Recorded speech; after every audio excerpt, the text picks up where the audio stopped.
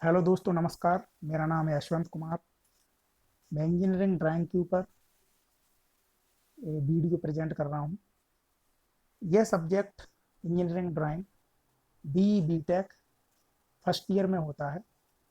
ये लगभग हर एक यूनिवर्सिटीज़ में चलाया जाता है कोर्स। AICTE नॉर्म्स जो भी सिलेबस चलता है उसमें ये सब्जेक्ट होता है। यह सब्जेक्ट पॉलीटेक्निक कोर्स और इंजीनियरिंग कोर्स दोनों में होता है। जब बच्चे स्टूडेंट्स 12th पास करके सीधा इंजीनियरिंग कॉलेज में एडमिशन लेते हैं तो यह सब्जेक्ट उनके लिए काफ़ी नया होता है और काफ़ी डिफिकल्ट भी लगता है है काफ़ी easy. It is very easy but it is new. So I teach this subject for those students. यदि मेरा ये वीडियो आपको अच्छा लगता है तो इस पर आप लाइक और कमेंट जरूर करें और सब्सक्रिप्शन वाले रेड बटन पर जाके सब्सक्राइब जरूर करें, जिससे मेरी आने वाली PPT या आने वाला वीडियो या टॉपिक पर वीडियो आपके साथ सबसे पहले पहुंचे। चलिए स्टार्ट करते हैं स्केल के बारे में। इसको पढ़ाने के पहले कुछ इंपॉर्टेंट बातें होती हैं इंजीनियरिंग ड्राइंग को समझने के लिए। जैसे हमें कम्युनिकेशन के लिए या बातचीत करने के लिए, हमारी अंडरस्टैंडिंग को दूसरे पर्सन को समझाने के लिए एक लैंग्वेज की ज़रूरत पड़ती है। जैसे हमें हिंदी आती है और किसी दूसरे पर्सन को भी हिंदी आती है, हम इजीली आपस में क्या कर सकते हैं, कम्युनिकेट कर सकते हैं। उसी तरह से इंजीनियरिंग ड्राइंग भी एक लैंग्वेज है। It is the language for of the engineers. It is the language for the engineers. यदि आपको इंजीनियरिंग ड्राइंग आती है अच्छे से और आप अपने दिमाग की आइडिया को और दिमाग की इमेज को पेपर पर ड्रॉ करके किसी दूसरे पर्सन को दिखाना चाहते हैं किस तरह से काम करना है, इस तरह से आपको पार्ट्स बनाना है, इस तरह से कंस्ट्रक्शन करना है, तो वो क्या करेगा, आपकी ड्राइंग की लैंग्वेज को समझ के या ड्राइंग के ग्राफिक्स को समझ के, इसके सिंबल्स को समझ के उस तरह से टास्क स्टार्ट कर देगा मशीन पर या कंस्ट्रक्शन वर्क में। सीधा कंस्ट्रक्शन स्टार्ट कर देगा। जैसे एक इंजीनियर सपोज दैट फॉरेन में बैठा हुआ है, वहाँ पर अपने दिमाग में उसका आइडिया आया या उसने किसी डिज़ाइन के बारे में इमेज किया, उसने इमेज को पेपर पर ड्रॉ किया और इस इमेज को उसको कहीं दूसरी कंट्री में या दूसरी प्लेस पर बताना है, तो भाई मैं आ नहीं सकता, इस तरह से वर्क आपको स्टार्ट कराना वहाँ पर। तो वो क्या करेगा, सम कोडिंग्स के फॉर्म में और कुछ सिंबल्स को हमें ड्राइंग प्रिपेयर करेगा और भेज देगा। तो जो वहाँ पर कंस्ट्रक्शन वर्क स्टार्ट कर रहा है वो क्या करेगा, ड्राइंग की लैंग्वेज और सिंबल्स को समझ के सीधा वर्क स्टार्ट करा देगा। तो इससे क्या हुआ, कम्युनिकेशन हुआ कि नहीं, उसने अपने आइडिया को कम्युनिकेट कर दिया आपकी आइडिया से, ये कम्युनिकेशन हो गया। ओके, अपनी थिंकिंग को उसने दूसरे पर्सन के साथ शेयर कर दिया, जिससे काम स्टार्ट हो गया। ओके, तो इसके लिए दोनों की लैंग्वेज आना जरूरी है, तभी आप अंडरस्टैंडिंग हो जाएंगे। जैसे आपको इंजीनियरिंग ड्राइंग आती है और आप डिज़ाइनर हैं, तो आपके आइडियाज़ को जहाँ पर टास्क कराना है या एक्चुअली प्रैक्टिकली उसको परफॉर्म कराना है उसको भी आना चाहिए। तो ये काफ़ी हेल्पफुल होता है ये सब्जेक्ट। इस सब्जेक्ट में काफ़ी बेसिक्स सिखाया जाता है, फर्स्ट ईयर में बेसिक्स होता है, और जब आगे की आप पढ़ाई करते हैं तो ये आपको काफ़ी इसका प्रैक्टिकली एप्लीकेशन देखने को मिलता है। तो चलिए स्टार्ट करते हैं स्केल से। Scale scale simply we can say that the ratio of length, it is the ratio of the length. Scale are used for reducing the dimensions in the equal ratio or uniform ratio। जैसे कि actual में किसी building की length जो है वो metre में है और हमें उसको क्या कन्वर्ट ड्रॉ करना है कॉपी पर या पेपर पर, तो हम उसको क्या करेंगे, यूनिफॉर्म रेशियो में रिड्यूस करेंगे। जैसे हमने मान लिया कि 1 मीटर लेंथ को हमने 1 सेंटीमीटर के बराबर मान लिया, मतलब एक्चुअल में जो लेंथ रहेगी वो रहेगी किसमें, मीटर में, बट पेपर पर जब इसकी हम ड्राइंग ड्रॉ करेंगे या फिगर बनाएंगे तो वो किस में रहेगा, सेंटीमीटर में। इसी तरह से एक निकलता है रेशियो, जिसको कहते हैं representative factor. Representative factor RF short form में कहते हैं RF, representative factor. Representative factor is the ratio of drawing length upon actual length of the object, length of drawing upon actual length. So these are some formulas. RF representative fraction,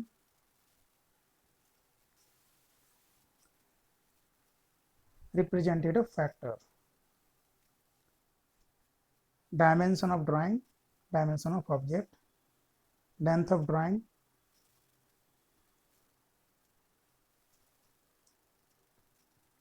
upon actual length. And for areas, this formula are used. Area of drawing upon actual area. For volume, volume of as per drawing upon actual volume. This is the formula for finding the representative factor. कुछ questions में RF दिया रहता है, कुछ questions में RF नहीं दिया रहता है, तो वहां पर आपको कैलकुलेट करना पड़ेगा। लेंथ ऑफ स्केल, अब जैसे मान के चलो हम किसी भी लेंथ को एक यूनिफॉर्म डायमेंशन में रिड्यूस कर रहे हैं, तो वहां पर हमें एक आरएफ मिल जाएगा, और मान के चलो हमें उसी आरएफ के अकॉर्डिंग ड्राइंग लेंथ निकालनी है पेपर पर ड्रॉ करने के लिए। तो ड्राइंग लेंथ कैसे निकलेगी? Length of scale is equal to RF into maximum length to be measured. मतलब जितनी लेंथ का मुझे स्केल बनाना है उतनी लेंथ का हम क्या करेंगे, मल्टीप्लिकेशन कर देंगे रिप्रेजेंटेटिव फैक्टर में, तो उससे क्या होगा, लेंथ ऑफ स्केल निकल जाएगी। इस लेंथ ऑफ स्केल से हम स्केल ड्रॉ करेंगे। ये तो हो गया बेसिक रिक्वायरमेंट जो स्केल बनाने के लिए ज़रूरत होती है। पहला क्या है, आरएफ आपको मालूम होना चाहिए, लेंथ ऑफ स्केल मालूम होना चाहिए, और maximum length.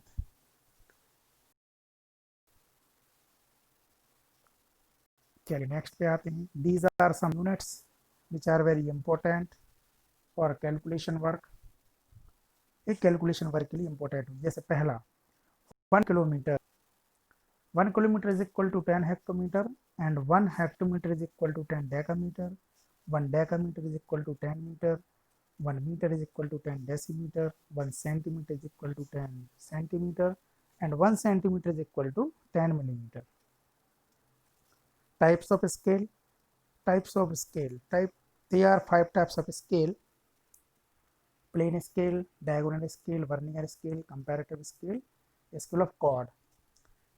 These scale are different according to measurement. Plane scale just measure up to 2 decimal point. It means 2 meter, 2 units. Plane scale represent for 2 units, like metre, centimetre and millimetre. हमारे पास जो plastic का scale होता है वो scale सिर्फ 2 unit को major कर सकता है, मिलीमीटर और सेंटीमीटर को। पॉइंट के बाद 1 डेसिमल को मेजर कर सकता है, 2 को नहीं कर सकता, तो वो क्या हो गया, प्लेन स्केल। उसी तरह से डायगोनल स्केल।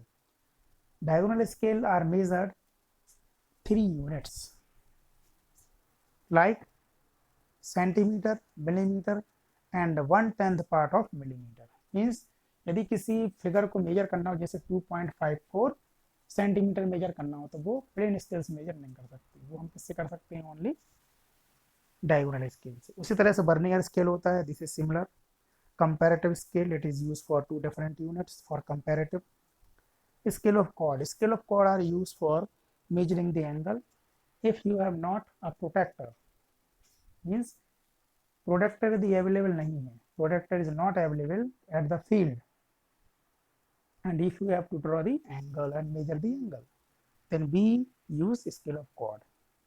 कहीं कहीं पर फील्ड पर हमारे पास प्रोटेक्टर नहीं होता और हमें मान लो कहीं पर इंक्लाइंट लाइन खींचनी हो, तो वहां पर हम क्या करेंगे, स्केल ऑफ कॉर्ड बनाकर एंगल मेजर कर लेंगे जिस एंगल पर आपको लाइन ड्रॉ करनी है। So these are some basic units which are very important for calculating the length of a scale. And next slide, plane scale. We solve a problem of plane scale. This type of scale present 2 units or unit and its subdivision. This is the problem number 1. Draw a scale. 1 centimeter is equal to 1 meter. To read decimeter, to measure maximum distance of 6 meter. So on it a distance of 4 meter and 6 decimeter. Now we calculate the length of scale first of all. Now RF, calculation of RF. For calculation of RF, in question they given 1 centimeter is equal to 1 meter, means 1 centimeter is the drawing length and 1 meter is the actual length. Then the ratio 1 centimeter divided by 1 meter. Then ratio is found at 1 by 100. Length of scale RF 1 by 100 into 6 meter maximum length, then we multiply RF into 6 meter. 1 meter is equal to 100 centimeter, then 1 divided by 100 into 600 is equal to 6 centimeter. Then 6 centimeter is the length of scale. So first of all, we draw a line of 6 centimeter. This 6 centimeter line is representing for 6 meter in actual case. We draw a long line straight 6 centimeter long from HB pencil, and this line represent for 6 meter, and divide 6 part for this line of 6 centimeter into 1 meter. We divide line in this way. So each part represent of this line is equal to 1 meter, and again in simple scale we divide 2 units, main unit and its subdivision. In 1 meter is equal to 10 decimeter. So we mark 0 for first part and then numbering done in the order 0 to 5th, and first part is 0 to 10, and again divide first part 0 to 10 into the 10 divisions again, means subdivision of 1 meter, and draw a boundary, means draw the rectangular box, it is the scale. Mark unit meter, and at the right side unit is meter, and at the left side unit is decimeter, because we divide the 10 parts of 1 meter. So the unit is decimeter. Each part represent for decimeter, and write RF between the center of the scale below in this way. One white plane scale showing meter and decimeter, write this way. So this is the simple problem, and if we want to measure is distance on this scale 4 meter and 6 decimeter, तो we should mark 6 decimeter first. 5th point के बाद 6 पर जाके line draw करना है perpendicular, उसके बाद 4 से ड्रॉ करके ज्वाइन करना है. तो if we want to measure the length 4 meter and 6 decimeter on this scale. Again, this is the next problem for calculating the length of scale and draw the plane scale. In the map, this is the problem number 2. In a map, a 36 kilometer distance is shown by a line 45 centimeter long. Calculate RF and construct a plane scale to read kilometer and hectometer for maximum length 12 kilometer. So a distance of 8.3 kilometer on it. The construction, first of all calculate RF. Now simply we calculate RF by dividing the drawing length upon actual length. 45 centimeter divided by 36 kilometer, and 1 kilometer is equal to how much centimeter? 1 lakh centimeter. Then RF is calculated as 1 by 80,000, and length of scale is find that RF into maximum length. RF is 1 by 8, 4 times 0 into 12 kilometer. Then length is calculated as 15 centimeter. So first of all we draw 15 centimeter long line. This 15 centimeter long line is represented for maximum length 12 kilometre. यदि हम 15 centimetre की line draw करते हैं तो यह 12 kilometre की line को show करेगी. 15 सेंटीमीटर की लाइन 12 किलोमीटर के इक्वल है, क्योंकि हमने उसको आरएफ से रिड्यूस करके सेंटीमीटर में कन्वर्ट कर दिया. तो पेपर पर रहेगी 15 सेंटीमीटर, एक्चुअल में रहेगी 12 सेंटीमीटर. तो we draw line straight line 15 centimeter, but it represent for 12 kilometer. Now if we want to show the unit on this kilometer and hectometer, then we divide this line into 12 equal divisions, because each part is equal to 1 meter. हमें जितनी उसकी maximum length होगी उतनी उसकी division करनी है. किसी भी स्केल में जितनी मैक्सिमम लेंथ आएगी जैसे यहाँ पर क्वेश्चन में दिया है 12 kilometre, so be divide this line into 12 equal division, 1 2 3 4 5 6 7 8 9 10 and so on. इस तरह से हमने क्या किया, एक स्ट्रेट लाइन को डिवाइड कर दिया। डिवाइड करने के बाद इस पर मार्किंग कर दी 0 to 12। फर्स्ट को इसलिए छोड़ा जाता है क्योंकि यहाँ पर एक दूसरी यूनिट को हम मार्क करेंगे, और लेफ्ट साइड में एक यूनिट रहेगी, 1 किलोमीटर की यूनिट को शो करेगी 0 to 11 and 0 to this be divided in first division into 10 equal division because each division is equal to 1 kilometre. इसका हर एक पार्ट जो है 1 किलोमीटर का है, इसलिए हम इसको क्या करेंगे, पहले डिवीजन को 10 पार्ट्स में डिवाइड करेंगे। जब 10 पार्ट्स में डिवाइड करेंगे तो एक नई यूनिट बन जाएगी, क्योंकि 1 किलोमीटर इज इक्वल कितना होता है, 10 hectometre. Now we mark 0 5 10 and draw a boundary, dark boundary from HB pencil. Mark unit, left side kilometer and right side hectometer. RF right between the center of the scale. This is the problem. And mark length. Suppose we want to show the length 8 kilometer 3 hectometer, then 0 to 8 we mark kilometre scale and 3 hectometre के लिए 0 से 5 के बीच में यहाँ पर लेंगे 3, तो mark कर देंगे इस तरह से लेंथ को। तो it is the simple scale.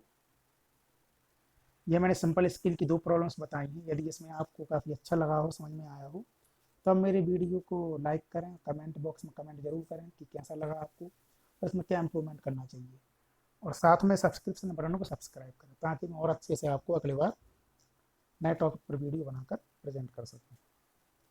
Thank you.